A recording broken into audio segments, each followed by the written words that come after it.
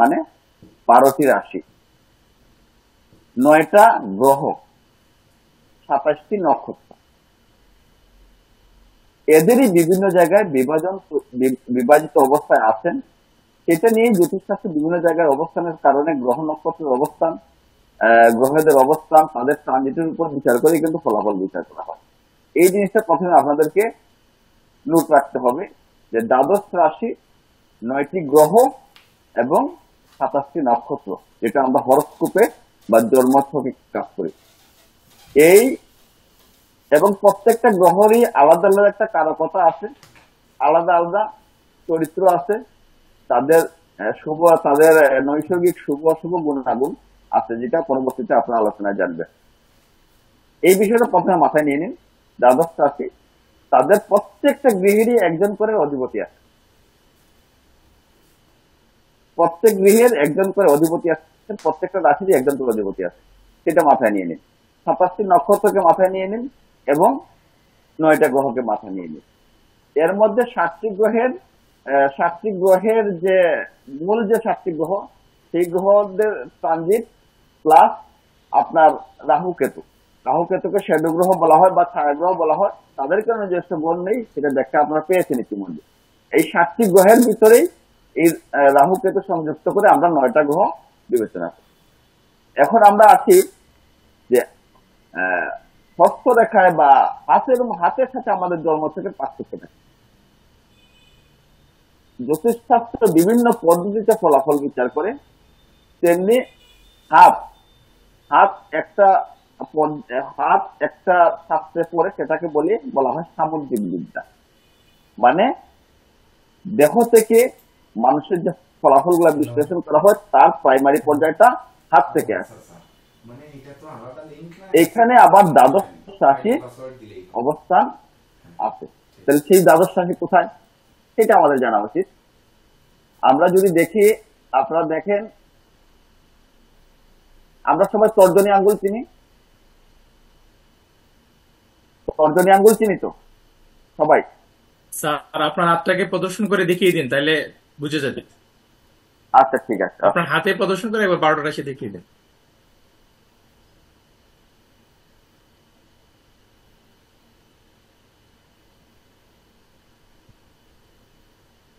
আমার হাত দেখা যাচ্ছে?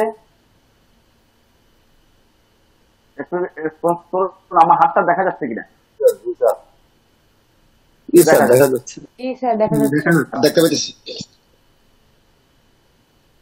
আপনাদের নিজেদের হাতটাও ধরুন। এই যে আমাদের তর্জনী আঙ্গুল, এটা হচ্ছে তর্জনী আঙ্গুলের প্রথম পর্ব। এখান থেকে আমরা যে দ্বাদশ রাশি গণনা করি এটা হচ্ছে মেষ রাশি, এটা হচ্ছে বৃষ রাশি। এই তর্জনী আঙ্গুলে 3টি রাশি, মেষ, বৃষ, মিথুন। দেখুন, মেষ, বৃষ, মিথুন। তারপর তর্জনী আঙ্গুলের পরে আমরা চলে যাব অনামিকা আঙ্গুলে। অনামিকা আঙ্গুলের প্রথম পর্ব কর্কট, সিংহ, কন্যা। কয়টা পেলাম এখানে? 6টা। তারপরে আবার পাচ্ছি কি, আবার চলে যাব আমরা মধ্যমাতে। এখানে কন্যা রাশি পর্যন্ত আসছে। তারপর কন্যা পর হচ্ছে আমার তুলা, বৃশ্চিক, ধনু। তুলা, বৃশ্চিক, ধনু। আবার এরপরে চলে যাব কনিষ্ঠ আঙ্গুলে, মকর, কুম্ভ, মীন। মকর, কুম্ভ, মীন। প্রথম হচ্ছে তর্জনী থেকে শুরু হবে। দ্বাদশ রাশি পর্যায়ক্রমে গণনা করতে গেলে তর্জনী শুরু হবে, তারপর অনামিকা আঙ্গুল, তারপর মধ্যমা আঙ্গুল, তারপর কনিষ্ঠ আঙ্গুল। তাইলে আমি কিভাবে ধরি? মেষ, বৃষ, মিথুন, কর্কট, সিংহ, কন্যা, তুলা, বৃশ্চিক, ধনু, মকর, কুম্ভ, মীন। পাওয়া গেছে। বিদ্যাঙ্গুলোতে আমাদের কোনো রাশি বিবেচনা করা হয়নি। এটা আপনার নোট করে দিতে হবে। কিন্তু নাম্বার দিয়ে দেওয়া হয়েছে। এই নাম্বার অনুযায়ী আপনারা যেমন রাশির প্রথম রাশি লিখেছেন মেষ, দ্বিতীয় 2 নম্বরে বৃষ, 3 নম্বরে মিথুন, 4 নম্বরে কর্কট, 5 নম্বরে কন্যা, 6 নম্বরে তুলা, 7 নম্বরে বৃশ্চিক, 8 ধনু, 9 মকর, 10 কুম্ভ, 11 মীন। ওই কি হলো, উল্টে গেল কেন? 1 মেষ, 2 বৃষ, 3 মিথুন, 4 হচ্ছে কর্কট, 5 কন্যা, 6 তুলা, 7 হচ্ছে বৃশ্চিক, 8 ধনু, 9 মকর, 10 হচ্ছে কুম্ভ। কি আরে কি করছি, মেষ বৃষ মিথুন কর্কট সিংহ কন্যা তুলা বৃশ্চিক ধনু মকর কুম্ভ মীন। হ্যাঁ, এই যে নাম্বার অনুযায়ী আপনারা লিখে নেন। 1 মেষ, 2 বৃষ, 3 হচ্ছে মিথুন, 4 হচ্ছে কর্কট, 5 হচ্ছে সিংহ, 6 হচ্ছে কন্যা, 7 হচ্ছে তুলা, 8 হচ্ছে বৃশ্চিক, 9 হচ্ছে ধনু, 10 হচ্ছে মকর, 11 হচ্ছে কুম্ভ, 12 মীন। দুটি জায়গায় কিন্তু বারবার বলছি, মনে করতে হবে, চক্র করার সময় বৃষ হচ্ছে 1, মানে ডিগ্রিগত কারণে 1, আর রাশির ক্ষেত্রে মেষ হচ্ছে 1। এটা শুধু একটু পার্থক্যটা মনে রাখতে হবে। তাহলে দেখেন, আমাদের বেদিক অ্যাস্ট্রোলজি বা সনাতন অ্যাস্ট্রোলজি বা ইন্ডিয়ান অ্যাস্ট্রোলজি, এটির সঙ্গে আমরা বলেছি রাশি কিন্তু স্থির, রাশি কিন্তু ঘুরছে না, কোনো ক্রমেই ঘুরছে না। হাতেও কিন্তু রাশি কিন্তু সে নড়ছে না, গ্রহগণও কিন্তু নড়ছে না, কিন্তু এই প্ল্যানেটে গ্রহগণ ঘুরছে, অর্থাৎ আকাশে ঘুরছে, সে এক ঘর থেকে আর এক ঘরে যাচ্ছে। হাতেও কিন্তু একটি গৃহের যে গ্রহ, সেই গ্রহ আর একজনের উপর কোনো অধিকার করবে কিনা। যেমন আমি নারায়ণবাবুর বাড়ি যাব কিনা, নারায়ণবাবু গেলে আমাকে সাদরে গ্রহণ করবেন কিনা, না উনি তাড়িয়ে দিবেন, যে কথাটি আমরা পূর্বেই বলেছিলাম। ঠিক তদনুরূপ আমরা প্রত্যেক ক্রিয়া, মানে প্রত্যেকের মধ্যে তার প্রতিক্রিয়া আছে কিনা। প্রত্যেক গ্রহের যখন শুভ দিক জানবো, অশুভ দিক জানবো, এই গ্রহের কিন্তু আমাদের জানতে হবে গ্রহের চোখ আছে, গ্রহ দৃষ্টি দেয়। গ্রহের যেমন নিজের গৃহটা জানলাম আজকে, যে মেষ হচ্ছে মঙ্গলের গৃহ, বৃশ্চিক হচ্ছে মঙ্গলের গৃহ, ঠিক তদনুরূপ এই গ্রহ আবার দৃষ্টি দেয়, গ্রহ আবার তুঙ্গস্থ হয়, কখনো নিচস্থ হয়, কখনো বক্রী হয়, কখনো চলমান হয়। তো এক ক্লাসে ধরেন আমরা অত দূর যাব না, তারপরেও একটু বলে রাখি। যেমন মঙ্গলের আমরা জানলাম যে মেষে তার নিজ গৃহ, বৃশ্চিক তার নিজ গৃহ। এবার জানতে হবে চরিত্র, যে মঙ্গল মেষ রাশির চরিত্র কেমন আর বৃশ্চিকের চরিত্র কেমন। যখন আমরা 12টি রাশির বৈশিষ্ট্য জানবো, তখন কিন্তু এটি জেনে ফেলব যে চরিত্র কেমন। এই চরিত্র নিয়ে আমাদের আলোচনা হবে। এইবার এই মঙ্গল কর্কট, মকরে গিয়ে তুঙ্গস্থ হবে, আবার কন্যায় ওই কর্কটে গিয়ে সে নিচস্থ হবে। তাহলে সে তুঙ্গস্থ হচ্ছে কেন, নিচস্থ হচ্ছে কেন? আবার আমাদের মানুষের দুটি চোখ, আমরা দেখেন প্রায় দুটি চোখ দিয়ে 90 ডিগ্রি পর্যন্ত এই পাশ ওপাশ মনে হয় দেখতে পাই, আবার অনেকে 60 ডিগ্রি পর্যন্ত দেখতে পান। কিন্তু কেউ তো আর ওই 100 ডিগ্রি সমান দেখতে পান না, বা 360 ডিগ্রি বৃত্তাকারে দেখতে পান না। দুটি চোখ আপনারা দেখেছেন, গাড়ির যদি হেডলাইট দেখেন, যে বাস বা ট্রাকের দুটি লাইট থাকে, দুটি লাইট সে রাস্তার দুই সাইডও কিন্তু অনেকটা কভার করে, যত দূরে যায় তত আরো দূরে দেখে। এভাবে তো আপনারা দেখেছেন যে চোখ হচ্ছে এই স্থির, কিন্তু আলোটা কিন্তু এভাবে ছড়ায় দূরে, যত দূরে যায়। তো গ্রহগণও কিন্তু ঠিক তদনুরূপ দেখতে পায় দুই দিকে। তো কে কোন দিকে দেখতে পায়, এটাও কিন্তু আমাদের জানতে হবে। যখন জানবো যে আমরা কোন গ্রহ কোন দিকে দেখে, যেমন শনি, সে 3, 7, 10 নাম্বার গৃহে দৃষ্টি দেয়। তাহলে কেন শনি 3 নাম্বার ঘর, 7 নাম্বার ঘর, 10 নাম্বার ঘরে দৃষ্টি দেয়, অন্য ঘরে কেন সে দেখতে পায় না? আবার মঙ্গল 4, 7, 8 নাম্বার ঘরে দৃষ্টি দেয়, অন্য ঘর কেন সে দেখতে পায় না? আবার রবি শুধুমাত্র সোজাসুজি তার 7ম ঘরে দৃষ্টি দেয়, চন্দ্রও তাই দেয়, বুধও 7ম ঘরে দেয়। কিন্তু রাহু হচ্ছে মাছির মাথার মতো, মানে সব দিকে চোখ, সে আবার 5, 7, 9 এবং 12 4 জায়গা দেখতে পায়। তাহলে যখন সে ব্যক্তি 5 নাম্বার ঘর, 7 নাম্বার ঘর, 12 নাম্বার ঘর এবং 9 নাম্বার ঘর দেখে, তখন কিন্তু রাহু প্রায় 360 ডিগ্রি কিন্তু প্রায় দেখতে পায়। তো এই যে দেখতে পায়, অর্থাৎ গ্রহগণ ঘুরে যেমন একে অপরের গৃহে বেড়াতে যায় বা বসতি স্থাপন করতে যায়, সেই জাতককে তার কোনো প্রভাব ফেলতে যায়, মানে ফেলবে তো বটেই। আমি যদি এখন সুবল মালাকারের বাড়িতে বেড়াতে যাই, তাহলে সুবল মালাকার কি একটু প্রভাবে পড়বে না? ওনার বাড়িতে রান্না করতে হবে, ওনাকে বাজার করতে হবে, ওনার আমাকে যত্ন করতে হবে, তাহলে খাওয়াতে হবে, আরো অনেক কিছু করতে হবে। তাহলে সেই যে জিনিসটা তো গ্রহ করবে, করতে গিয়ে সে তুষ্ট হবে না ক্ষিপ্ত হবে? তার জন্য গ্রহের নিজের ঘর, অপরের ঘরে গেলে সে স্বস্তিতে থাকবে নাকি অস্বস্তিতে থাকবে। এখানে কিন্তু একটু শত্রু মিত্রটা আগে একটু লিখে নেওয়ার দরকার। আমি মনে করছি যে আসলে সুমন দেব কি আমাকে বা এই হাউসকে শত্রু মনে করে কিনা, বা সুমন দেব হচ্ছে অপু চন্দ্র সাহাকে শত্রু মনে করে কিনা, ঠিক তদনুরূপ এই 9টি গ্রহ কে কাকে শত্রু মনে করে এটা একটু আপনারা লিখে নিন একবারে।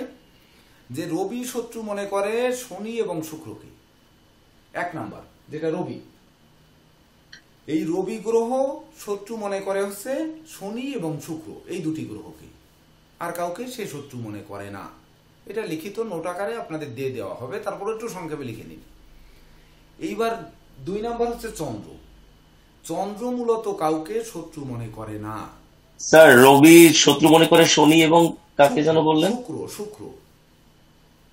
তাহলে রবি শত্রু মনে করে হচ্ছে শনি অর্থাৎ 8 নাম্বার, এই 8 নাম্বার, আর শুক্র হচ্ছে 6 নাম্বার, অর্থাৎ 8 আর 6 কে সে শত্রু মনে করে।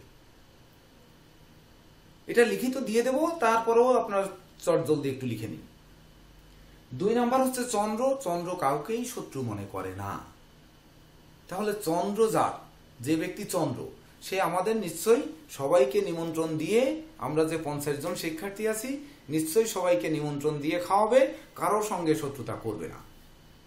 তাহলে সেই চন্দ্রকে এখানে, চন্দ্র যদি আমরা ধরে নিই নারায়ণ চক্রবর্তী, রোল নাম্বার 1, কিন্তু উনি তো চন্দ্র হচ্ছেন না, উনি তো রবি।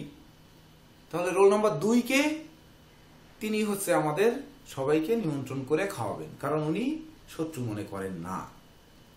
যাই হোক, আসি পরেরটাই। এইবার 3 হচ্ছে বৃহস্পতি। বৃহস্পতি শত্রু মনে করে 5 এবং 6 কে, অর্থাৎ বুধ এবং শুক্রকে।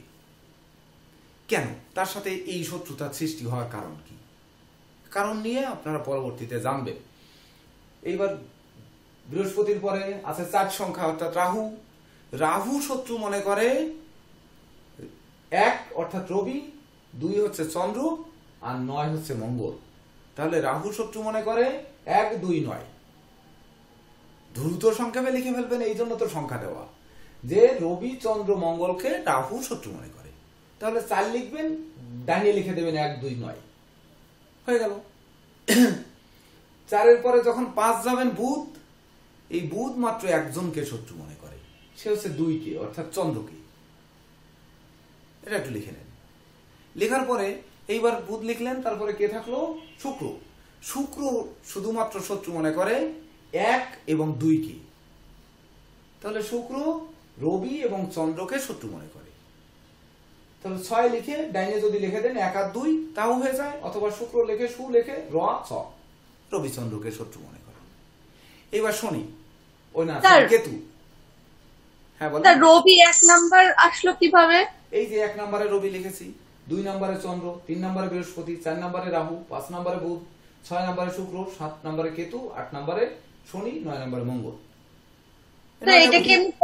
এটা হচ্ছে গ্রহদের সংখ্যা, গ্রহদের সংখ্যা। রবি গ্রহের মানে সংখ্যাগত যে নাম্বার মান, সেই মান হচ্ছে, রবির মান হচ্ছে 1, চন্দ্রের মান 2, বৃহস্পতির মান 3, রাহুর মান 4, বুধের মান 5। এটা হচ্ছে সংখ্যাতত্ত্বে ওই গ্রহের মান। স্যার যে সংখ্যাটি লিখেছে, প্রত্যেকটা গ্রহের মান হচ্ছে ওই সংখ্যাটি। ধন্যবাদ স্যার। স্যার বুধের শত্রুটি একটু আরেকবার রিপিট করলে ভালো হয়। বুধের শত্রু রাহুর শত্রুটাও, রাহুর শত্রুকে, রাহুর শত্রু আপনারা লিখেছেন কিনা? রবি চন্দ্র মঙ্গল, মানে মঙ্গল চন্দ্র, মানে 9, 2 আর 1, এ হচ্ছে রাহুর শত্রু। তাহলে 4 গেল, 5 গেল। শুক্রের শত্রু আপনারা লিখেছেন, শুক্রের শত্রু 1 আর 2 মানে রবি আর চন্দ্র। এবার 7 নাম্বার হচ্ছে কেতু। কেতুর শত্রু হচ্ছে শুক্র আর শনি।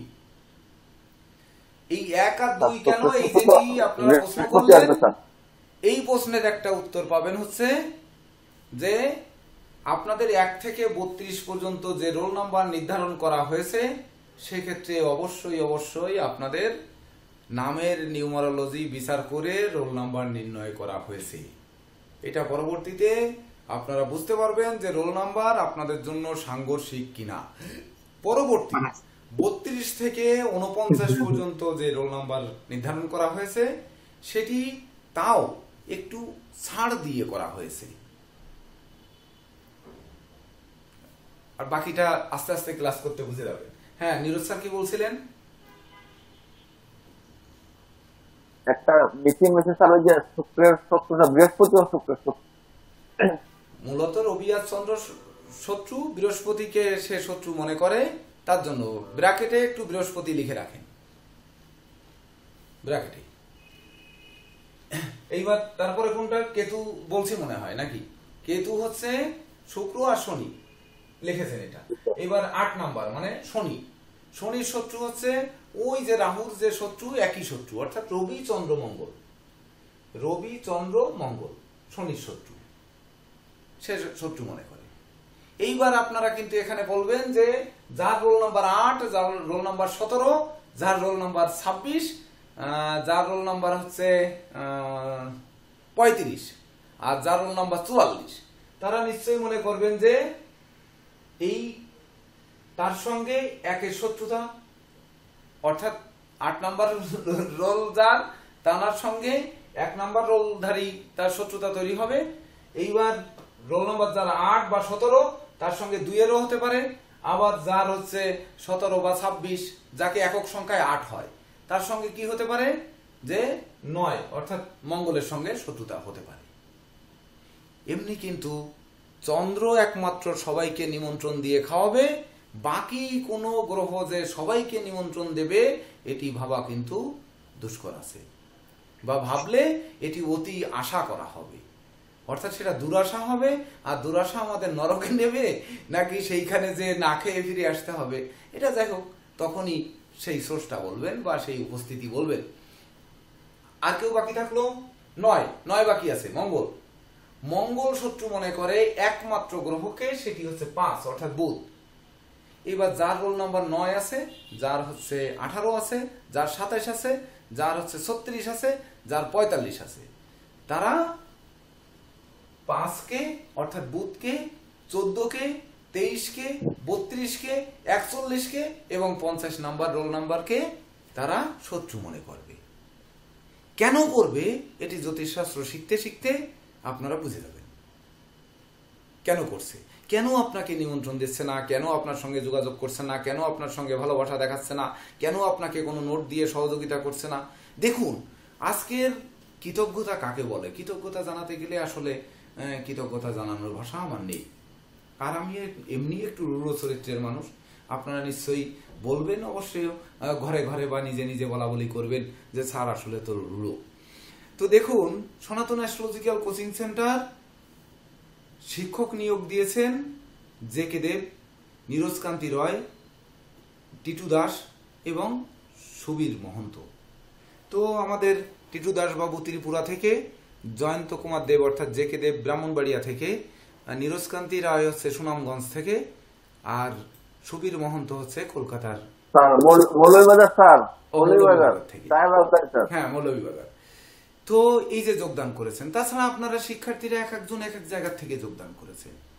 তো এই যে আমি প্রথমেই বলেছি, ঘরে বসে বৃষ্টি নেই, ঝড় নেই, কোনো শীত নেই, গরম নেই, যার যার নিজ পরিবেশে থেকে জ্যোতিষ শিখবেন। তো জ্যোতিষ আগে ছিল এটা গুরুমুখী বিদ্যা, কোনো ক্রমেই গুরুর গৃহে ছাড়া জ্যোতিষশাস্ত্র যেন শেখা যায় না। তো যাই কিনা আমি কিন্তু ভিক্ষা চেয়েছি 318 180 ঘন্টা। তো 180 ঘন্টা সময় আপনারা দিবেন, তারপরে বুঝতে পারবেন।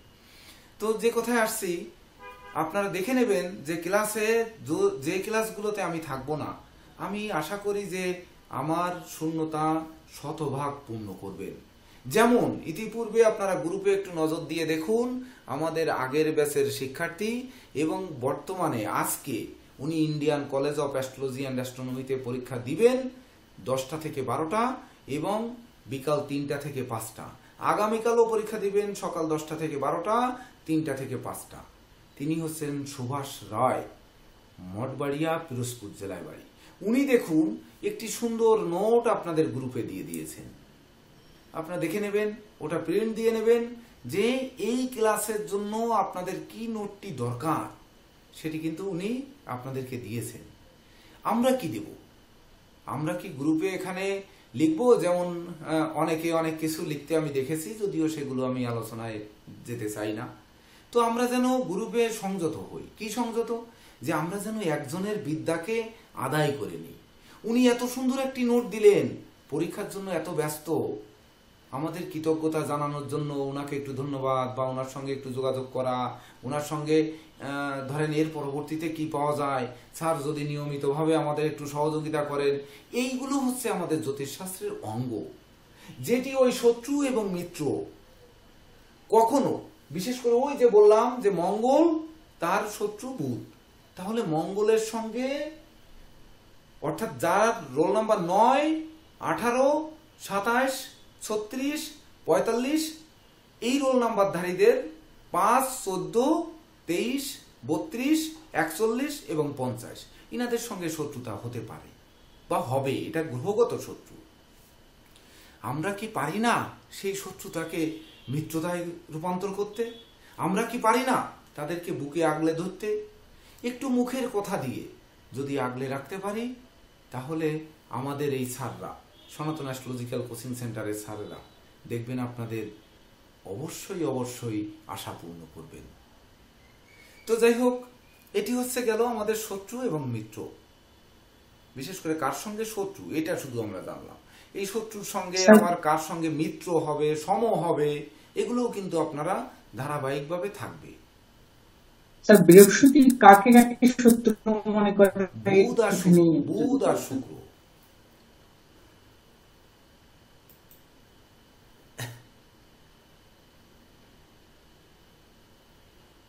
আপনারা যাদের নামটা লিখেননি নামটা লিখে রাখবেন, তাইলে আমরা আসলে বুঝতে পারবো আর কি কারা কারা আছেন। 1-2 জনের নাম লিখে নি, আপনারা জেনে নেবেন কি করে নামটা লিখতে হয়। নামটা একটু লিখে নেবেন। বিভু B2109, আপনি কি?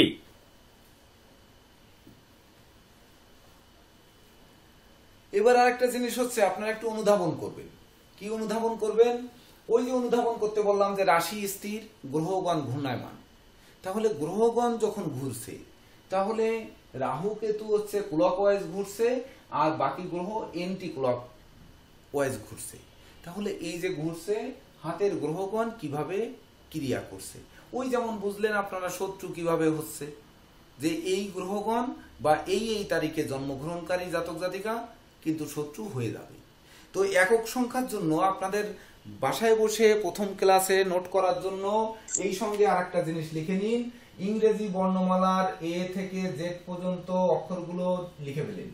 CDEFGHIJKLMNOPQRSTU। স্যার কে কে সিরিয়ালটাকে নিচে নামিয়ে দিন স্যার, ওইটা দেখা যায় না ক্যামেরায়।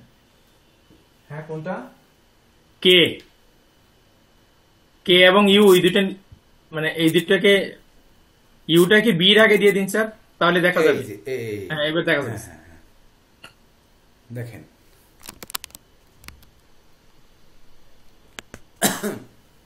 এভাবে এ থেকে জেড পর্যন্ত একটু লিখে নিন। এটাও কিন্তু, হ্যাঁ বলেন। 11 রোল বললেন যে 11 বা 12 বা 13, স্যার এগুলা কি হচ্ছে মানে 3 আর 1 যোগ করলে কি স্যার যেরকম 4 হয়, এই টাইপের 4 মানে যেরকম রাহু? হ্যাঁ হ্যাঁ হ্যাঁ, সুন্দর সুন্দর সুন্দর। এই যেমন 1, এটা আপনারা এইটা লিখেন, লিখার পরেই বুঝে ফেলতেছেন। যেমন আমরা ওখানে কিন্তু 1 থেকে 9 পর্যন্ত লিখেছি, এখানে একটু লাইনে লিখি 10, 11, 12, 13, 14, 15, 16, 17, 18, 19, এইভাবে 30 পর্যন্ত লিখলাম, এই 20 পর্যন্ত এই লিখে শেষ করি। এটাই আপনারা বুঝে ফেলবেন। তাহলে এই প্রত্যেক সংখ্যার মাঝখানে যোগ দিবেন। কেমন? 1 যোগ 0 সমান 1। দেখেন 1 যোগ 0 সমান 1 হয়, 11 মানে 1 যোগ 1 সমান 2 হয়, 12 মানে 1 যোগ 2 সমান 3 হয়, 1 যোগ 3 13 মানে 4 হয়, 14 1 যোগ 4 মানে 5 হয়, 15 1 যোগ 5 মানে 6 হয়, 16 1 যোগ 6 সমান 7 হয়, 17 1 যোগ 7 সমান 8 হয়, 18 1 যোগ 8 সমান 9 হয়, 19 হচ্ছে 1 যোগ 9 সমান 10, 10 মানে 10 এর মাঝখানে যোগ দিলে আবার 1 হয়, আর 20 মানে 2 যোগ 0 সমান 2 হয়। অর্থাৎ যত বড় সংখ্যা হোক না কেন সেটিকে যোগ করতে করতে একক সংখ্যায় রূপান্তর করে 1 থেকে 9 পর্যন্ত আসবে। 9টি হচ্ছে গ্রহ। নক্ষত্র হচ্ছে 27টি। যদিও একটি নক্ষত্র আবিষ্কৃত হয়েছে অভিজিৎ নামে একটি নক্ষত্র, সেটি যেমন ইউরেনাস নেপচুনকে আমরা বলেছি আপাতত আমরা নিচ্ছি না, ওই অভিজিৎ নক্ষত্রকেও কিন্তু আমরা আপাতত এর ভিতর নিচ্ছি না। কিন্তু তার কি ক্রিয়া রয়েছে, কোন জায়গাটিতে সে বসবে, এটি কিন্তু পরবর্তীতে আপনাদের শেখানো হবে ধারাবাহিকভাবে।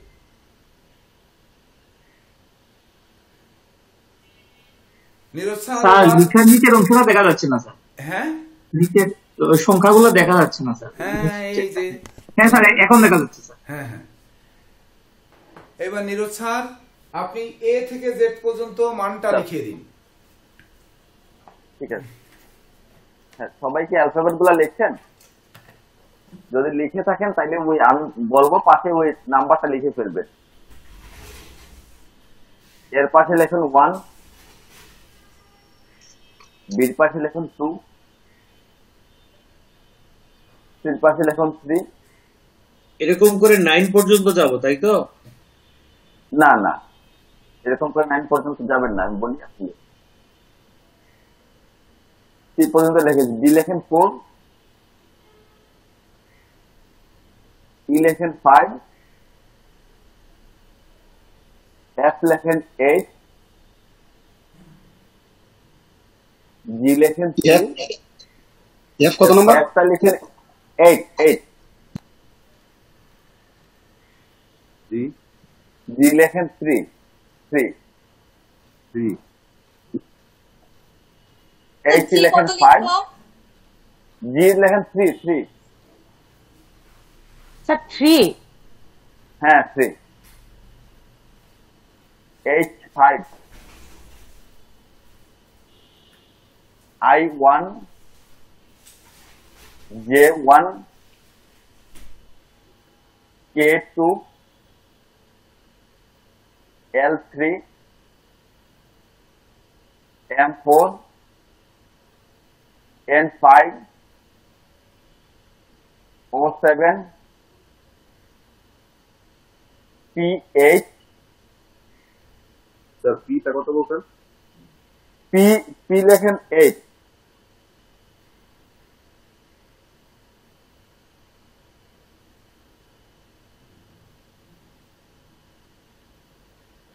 কি লেখা হয়েছে? হ্যাঁ, Q1, R2,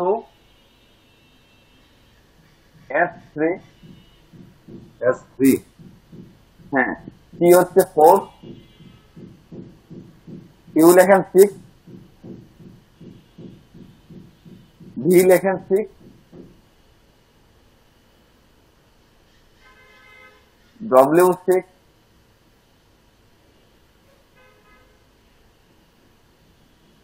X 5, Y হচ্ছে 1, Z 7। ডাব্লিউটা কি? W হচ্ছে আপনার 6 of the 6. 6? Yes. G sir জিপটা কি এখন ভিডিও অন হচ্ছে না, আমি ভিডিও অন তবু বলছি W6 হবে। হ্যাঁ VO6 W6। হ্যাঁ এই হ্যাঁ হ্যাঁ ঠিক। আর এসটা একটু বলে দাও। জি থেকে কে পর্যন্ত একটু বলে দেন আর স্যার। হচ্ছে টু, আর টু, আর হচ্ছে টু, এফ হচ্ছে থ্রি। আর ও আর পিটা একটু বলবেন স্যার, ও আর পি। ও লিখবেন 7, ও 7, পি হচ্ছে 8। আচ্ছা শুরু স্যার, থেকে X আরেকবার কি একটু হবে স্যার? বলবেন, X। শুরু থেকে আরেকবার বলবেন কাইন্ডলি। আপনার কোনটা মিসিং আছে সেটা বলুন। স্যার জি থেকে কে পর্যন্ত একটু বলে দেন। আপনার যেটা মিসিং আছে সেটা বলুন। আমার এ থেকে এফ পর্যন্ত মিসিং। এ থেকে এফ পর্যন্ত। এ হচ্ছে 1, বি হচ্ছে 2, সি হচ্ছে 3, ডি হচ্ছে 4, ই হচ্ছে 5, এফ হচ্ছে 8। F F sir 8। স্যার জি থেকে কে পর্যন্ত একটু বলে দেন। জি হচ্ছে Sir? 3, 3 হ্যাঁ, 8, 5। আচ্ছা স্যার, আমার এটা মানে কোশ্চেন আছে, মানে এই মানে এই যে বর্ণের পাশাপাশি আমরা যে সংখ্যা লিখলাম, এটা কি কোনো প্যাটার্ন মেনটেন করে নাকি এটা মুখস্থ রাখতে হবে? এটা বলতেছি আমি, আর লেখাটা শেষ করুন তারপর বলতেছি। স্যার আই সবার লেখা শেষ হলে স্যার শুধু লেখা শেষ এক্স বলুন। এক্স এর মানটা স্যার, এক্স এক্স এর মান। I J I J I যে হচ্ছে 1, আই যে হচ্ছে 1, এক্স হচ্ছে 6, এক্স কত স্যার? নীরজ স্যার 6, হ্যাঁ, 6। এফ 5, 5, এফটা দেখুন তো, এফটা মনে হয় 6 হবে নাকি দেখুন তো একটু। না না, এফ 6 হবে না, এফ এফ এফ 6 হবে না। আচ্ছা স্যার এফ হচ্ছে 8। কে কত হবে স্যার? কে কে হবে 2। Thank you sir. সবার লেখা শেষ হলে আমি বলতেছি। রিপিট হবে। এফ হচ্ছে 3, এফ 3,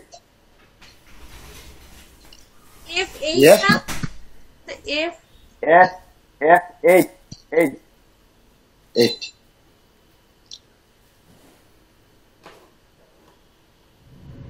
সবার যদি লেখা শেষ হয় তারপর আমি বলবো। আচ্ছা L M N L 3, M 4, L 5, 5, last হচ্ছে ভি 6, ভি 6। হ্যাঁ, স্যার জে ইউভি ডাব্লিউ হচ্ছে 6। 6, হ্যাঁ, ওকে স্যার জে যে 1। কে স্যার, আপনাকে আমি একটু বিদায় নিয়ে নেব। আমি আর কি আমার স্যারের সাথে আর কি মানে আগেই কথা হয়েছিল, আমার আজকে আসলে স্যারের সাথেই দেখা করতে যাওয়ার কথা। তো আমি আর কি 9টা পর্যন্ত আর কি ক্লাস করার, বাকি ক্লাসটা আমি মানে ভিডিওতে পরবর্তীতে দেখে নেবো আর কি। হ্যাঁ হ্যাঁ, ঠিক আছে। স্যার মনে হয় নাই আর কি, এই কারণে স্যারের কাছ থেকে বিদায় নিতে পারলাম না, আমি সবার কাছ থেকে বিদায় নিয়ে নিচ্ছি। Thank you sir. স্যার কেটা একটু আমি বলবেন? যেটা কোনটা কে হচ্ছে 2, কে 2, কোনটা এফ এফ কত?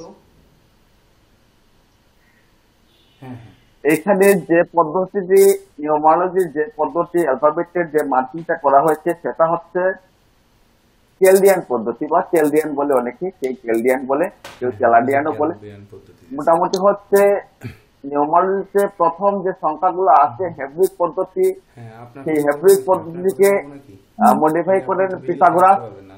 পিথাগোরাসের পদ্ধতি হচ্ছে সব সমান, যেমন একেবারে 9 পর্যন্ত এ বি সি ডি 9 পর্যন্ত লিখবেন, আবার 9 পর্যন্ত লিখবেন, সেটা হচ্ছে পিথাগোরাস পদ্ধতি, সহজ পদ্ধতি। কিন্তু মোহাম্মদ সিরো এটাকে আরো মডিফাই করে, যিনি নিউমারোলজির প্রবক্তা, সেটাকে উনি এই কেলডিয়ান পদ্ধতি থেকে আবিষ্কার করেন, যেটা নিউমারোলজিতে সবচেয়ে বেশি প্রচলিত। আর এই পদ্ধতিতে সব জায়গায় নিউমারোলজি হিসাব করা হয়। না, আবার যদি বুঝতে পারছি না, আবার যদি একটু বলতেন, বোঝা যাচ্ছে না। এইখানে যে পদ্ধতিটা দেওয়া হয়েছে সেটাকে বলে কেলডিয়ান পদ্ধতি, অনেকে কেলাডিয়ান পদ্ধতি বলে, অনেকে কেলডিয়ান পদ্ধতিও বলে। মূল নিউমারোলজিতে আসছে হেব্রিক, তারপর সেখান থেকে পিথাগোরাস করেন। পিথাগোরাস পদ্ধতিটা হচ্ছে আপনি সবগুলা 1 থেকে 9 পর্যন্ত লিখবেন, A B C D E F G H যতটুকু 9 যায়, আবার সেখানে আবার 1 থেকে শুরু করবেন 9, আবার 1 থেকে শুরু করবেন যতটুকু যায়, সেটা হচ্ছে পিথাগোরাস পদ্ধতি। সেখান থেকে গবেষণা সাপেক্ষে মোহাম্মদ কিরো এই যে নাম্বারিংটা করেছেন, অ্যালফাবেটটা নিয়ে আসছেন, সেটাকে বলে কেলডিয়ান পদ্ধতি। কেউ বলে সেলডিয়ান পদ্ধতি। এই পদ্ধতি এখন সবচেয়ে বেশি প্রচলিত এবং নিউমারোলজি এই পদ্ধতিতেই বিচার করা হয়। এখন যার যার নামের সাথে মিলাই নেবেন, আপনার নাম্বারটা কথা হবে। স্যার এখানে নিরু স্যার এখানে একটু উল্লেখ করে দিন, পরবর্তী তারা পাবে। আপনার এফ সংখ্যাটা কেলডিয়ানে হচ্ছে 8, মান হচ্ছে 8, কিন্তু আমাদের গুরুজি ডক্টর কেসিপাল উনি এফ সংখ্যা এবং আরো 2টি মানে বর্ণের নতুন মান উনি বের করেছেন। ওনার নিজস্ব একটা পদ্ধতি আছে, এটা নিউমারোলজি ক্লাসে পরবর্তীতে আপনারা পাবেন।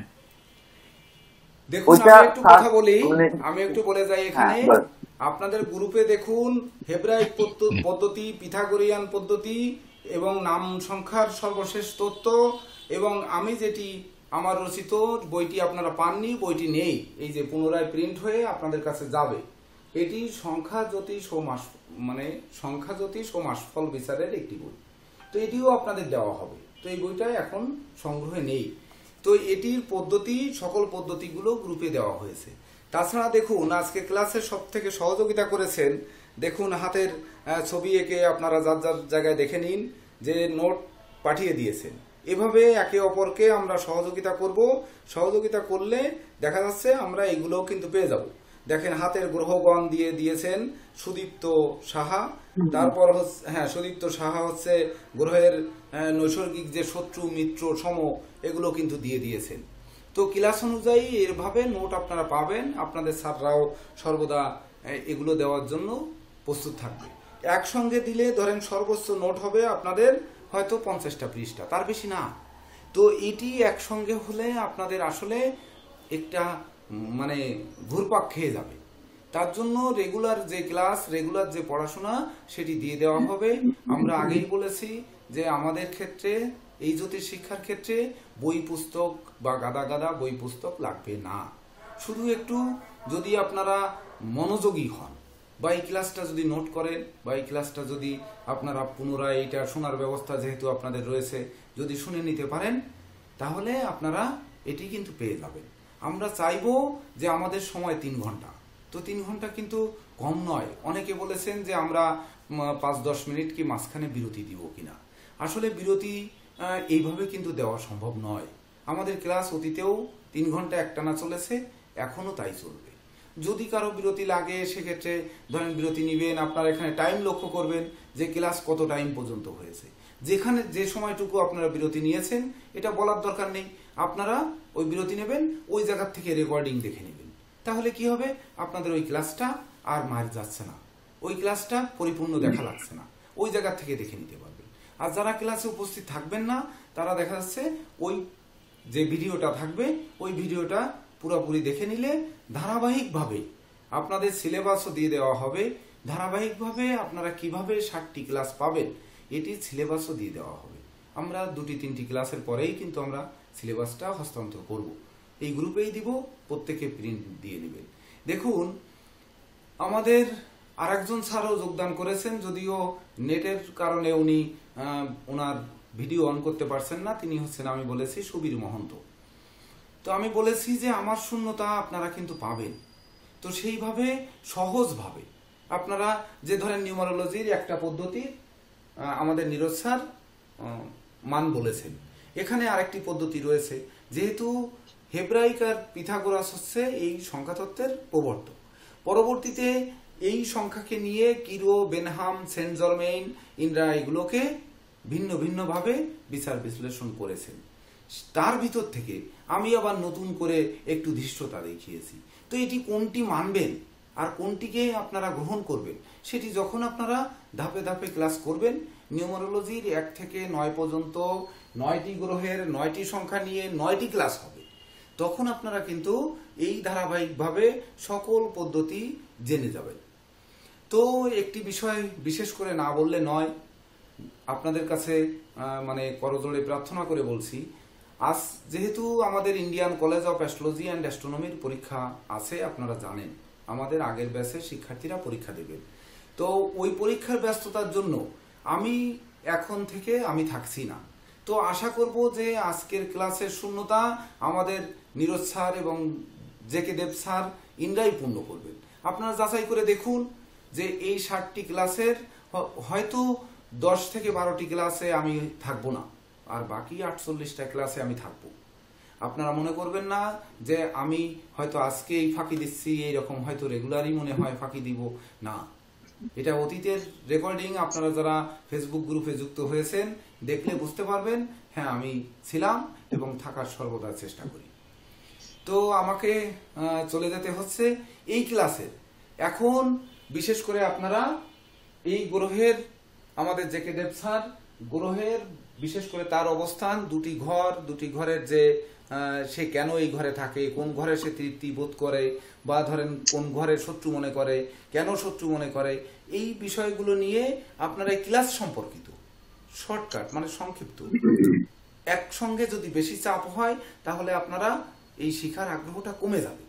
তো সেই অনুযায়ী আপনারা এখনো সময় আছে, ধরেন প্রায় 50 মিনিট। আজকে একেবারে কাটে কাটে আমাদের 10টাই ক্লাস অফ করতে হবে, কারণ এই একটাই জুম, এই জুমের মাধ্যমেই আমাদের আবার পরীক্ষা হবে।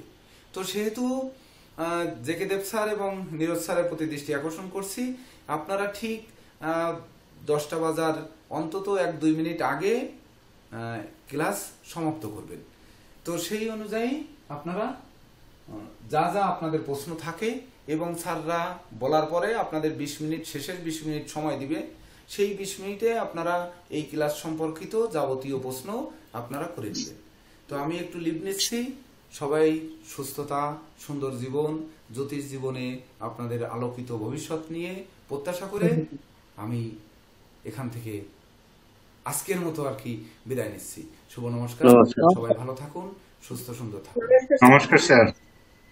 নমস্কার স্যার। নমস্কার স্যার। হ্যাঁ নমস্কার। নমস্কার স্যার। হ্যাঁ নমস্কার।